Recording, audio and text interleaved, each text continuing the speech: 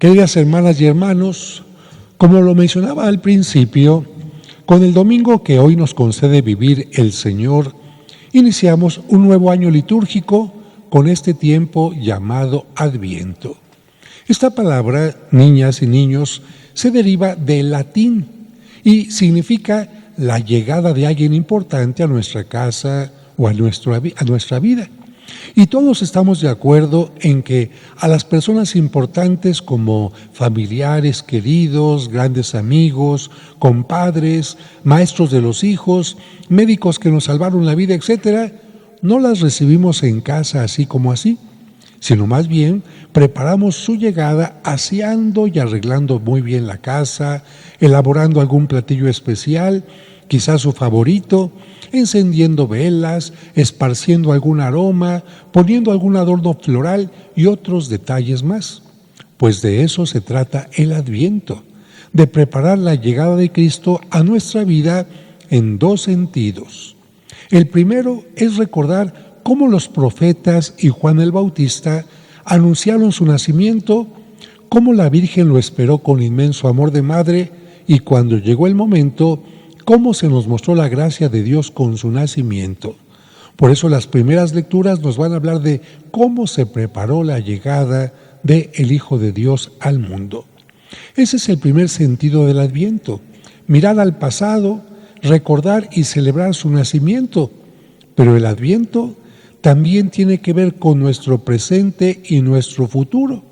Por eso su segundo sentido es acercarnos más a Cristo y a su palabra para que cuando llegue en su regreso triunfal y definitivo nos encuentre preparados y listos. En este sentido, el Adviento es un tiempo de espera. Espera que vivieron los profetas antes del nacimiento del Mesías, espera que vivió la Virgen también y espera que nosotros tendremos que vivir hasta su regreso final. Por eso, en la misa siempre decimos, anunciamos tu muerte, proclamamos tu resurrección, ven Señor Jesús. Pero aquí viene la pregunta, ¿cómo podemos preparar la llegada del Mesías? Pues bien, las lecturas de hoy nos ayudan a entenderlo. En muchas ocasiones nos sorprende alguna cosa como aquello de que en los accidentes automovilísticos uno de los dos que iban en el auto fallece, mientras que el otro solamente recibe un rasguño. O bien, durante la pandemia de la pareja que vivía y compartía el mismo lugar, uno lamentablemente sufrió y murió por el COVID, mientras que el otro ni siquiera se contagió. Esto nos enseña que por alguna razón que desconocemos, cada uno tiene su propio momento para morir, separándonos tajantemente de los demás. Y esta separación tajante que se da en esta vida es semejante a la que se puede dar en el juicio final para alcanzar la vida eterna. Las palabras del Evangelio de hoy son muy claras. De dos hombres que estén en el campo, uno será llevado y el otro será dejado. De dos mujeres que estén juntas moliendo trigo, una será tomada y la otra dejada.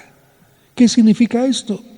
Eso significa que no por estar haciendo lo mismo o por estar en el mismo lugar o muy cerca de la otra persona, ambas tendrán el mismo final. La diferencia entre el final de unos y otros, el que será tomado y el que será dejado, estará en nuestra manera de vivir la fe, en nuestras actitudes, en nuestra forma de relacionarnos con Dios y con los demás, en nuestra misericordia, en nuestra coherencia de fe y vida, en nuestras obras y no solo en nuestras palabras. De tal manera que en una familia, un padre podrá salvarse y quizás el otro no. Un hijo podrá salvarse y el otro no. No porque vivan en la misma familia van a salvarse, ¿no? No porque vivan en la misma familia todos piensan y actúan igual. Ya Cristo nos había advertido que mientras estamos en este mundo, las personas buenas y las malas crecemos juntas como el trigo y la cizaña, a tal grado que aparentemente no parece haber diferencia, porque tantos buenos como malos nos enfermamos o tenemos problemas, y tanto buenos como malos podemos tener éxitos. Sin embargo, de acuerdo a la Biblia, cuando llegue el momento final, el resultado será muy distinto para unos y para otros. ¿Por qué Dios permite que la gente mala, la cizaña, crezca junto al trigo y no la arranca? Para darle oportunidad de que se vuelva trigo, para dar oportunidad de conversión a los que cayeron en las garras del mal. Pero esa oportunidad, bajo la misericordia de Dios, termina con la muerte. En ese momento ya no habrá misericordia ni oportunidad de arrepentimiento o conversión. Después de la muerte, Dios ya no es misericordioso, es justo. Y será la justicia que mediante un juicio hará que Dios dé a cada uno lo que se merece. Como lo dice el Evangelio, unos serán tomados y otros dejados. O como dice la parábola del juicio, las ovejas serán colocadas a su derecha y entrarán al reino, mientras que los cabritos a su izquierda serán echados fuera. Otra pregunta: ¿por qué la mayoría de la gente no piensa en su momento final? Pues puede ser porque no es muy agradable recordar la limitación humana. Puede ser porque algunos piensan que nunca van a morir o que piensan que les falte mucho para eso. O también porque están tan ocupados en las tareas cotidianas del presente que no se dan tiempo para pensar en el futuro. Y lamentablemente, al no tomar en cuenta nuestras limitaciones y al dejarnos llevar por la inercia de la vida, podemos llegar a vivir en forma irresponsable. Por eso, para recordarnos que la vida es única, que no hay otra oportunidad, que no hay reencarnación, Cristo nos recuerda que no debemos pensar solo en comer, beber o casarse, sino más bien vivir a fondo, porque también en tiempo de Noé y antes del sismo del 85 y antes de la pandemia, la gente comía, bebía y se casaba hasta el día en que sobrevino la desgracia y perdieron la vida.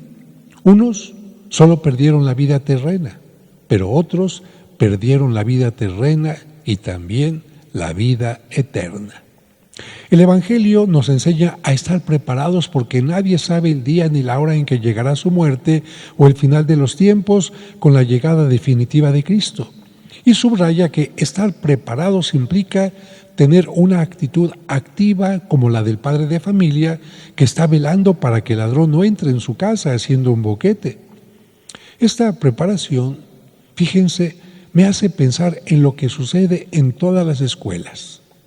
Muchas niñas o niños como ustedes, ¿qué es lo que viven? Bien, van a tener una evaluación, pero sin embargo se la pasan divirtiéndose, jugando, pasándola bien, hasta que de improviso el maestro les dice que habrá examen. Aquellos niños que se prepararon estudiando, haciendo apuntes, estando al corriente, serán llevados ¿a dónde? Al grado superior. Mientras que los demás que solamente se la pasaron jugando y otras cosas, serán dejados en el mismo grado para reprobarlos. Y así como en el caso de los estudiantes que desean saber de qué tratará el examen y así puedan recurrir a la guía de estudio o programa anual, también los cristianos podemos saber en qué consistirá el examen que Dios nos hará. Este examen, ¿ustedes creen que consistirá en la ropa que vestimos, en su marca? ¿En los restaurantes o lugares que visitamos en viajes? ¿En los cursos o títulos académicos adquiridos? ¿En las posesiones? ¿En los partidos deportivos a los que hayamos asistido o en las series de televisión o películas vistas? Definitivamente que no. Nuestro juicio final se centrará en el bien vivido, en el crecimiento espiritual y humano alcanzado, en la vida compartida en misericordia y servicio. Por eso, las guías de estudio para este examen final son los mandamientos y las obras de misericordia, así como la vivencia activa de los sacramentos, especialmente nuestra presencia participativa en la Santa Misa. Y ahora vamos a regresar al punto de inicio. ¿De dónde vino la palabra Adviento? Fíjense que en tiempo del Imperio Romano había ocasiones en que el César o una gran autoridad visitaba alguna ciudad. Si estos personajes encontraban algo que no funcionara bien, reprendían muy fuertemente al encargado de aquella ciudad o a quienes no habían cumplido con su responsabilidad. Por eso, para preparar la llegada de aquella persona, anunciaban a todos que en un tiempo determinado tendrían el adventus, en latín, la llegada del César o algún inspector. Esta palabra hacía que todos los habitantes repararan todo lo que no funcionara o se esforzaran en embellecer la ciudad. Pues bien, los primeros cristianos quisieron comparar el trabajo que hacían los ciudadanos romanos para recibir al César con el trabajo que tenemos que hacer los cristianos para recibir a Cristo en nuestro momento final, o si sucede antes, cuando Él regrese definitivamente por segunda vez. Por eso se le llama a este tiempo el Adviento. En esta temporada del año litúrgico, cada uno debemos preguntarnos qué no estoy haciendo bien o qué no está funcionando en mi vida. Así, podremos comenzar a reparar las fallas y también podemos preguntarnos qué puedo hacer mejor. Si lo hacemos, no solo mejoraremos nuestra vida, sino también estaremos preparando el reino de Dios. Son hermosas las palabras de la primera lectura que nos invitan a que un día, con la ayuda y conversión de todos, hagamos que todas las armas desaparezcan.